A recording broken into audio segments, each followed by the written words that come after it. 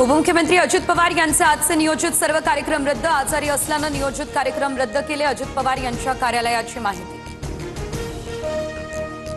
कुर्डू गावातल्या प्रकरणामध्ये अजितदादांकडून खुलासा। प्रकरणाचा रिपोर्ट मागितला। महिला आयपीएस सोबतच्या अजितदादांच्या वादावर फडणवीसांची ही प्रतिक्रिया। राजकीय स्कोर सेट करण्यासाठी सिलेक्टिव्ह भूमिका घेणाऱ्यांना पुढे करून अजित पवार यांची मीडिया ट्रायल। कुर्डूमधील प्रकरणात अजितदादांच्या बोलण्याच्या शैलीमुळे घोळ। रोहित पवार यांची प्रतिक्रिया। अशी प्रकरणं बाहेर आली की अजित पवार एकतर नाराज असतात किंवा मग आजारी असतात। अंजली दमानिया यांचा हा टोला। महाविकास आघाडीचं जनसुरक्षा विधेयकाविरोधात राज्यव्यापी आंदोलन। पुण्यासह छत्रपती संभाजीनगरमध्ये महाविकास आघाडीचं जनआंदोलन। शिवसेना भवनासमोरही बॅनर।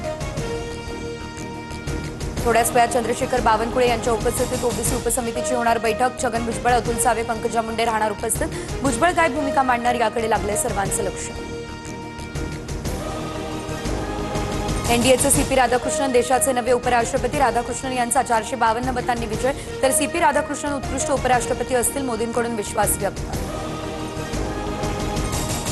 ठाण्यात सत्ता आणायची असेल तर रावणाच्या अहंकाराचं दहन करावं लागेल। महापालिका निवडणुकीचं रणशिंग फुंकत भाजपच्या गणेश नाईकांकडून अप्रत्यक्षपणे शिंदेंना आव्हान, तर महायुतीचाच महापौर ठाण्यात बसेल, श्रीकांत शिंदे यांचं उत्तर। कॅबिनेटमध्ये फक्त गँगवॉरच होणं बाकी होतं। ठाणे नवी मुंबईमध्ये गणेश नाईक नेपाळ स्टाईल क्रांती घडवणार, संजय राऊत यांचा दावा।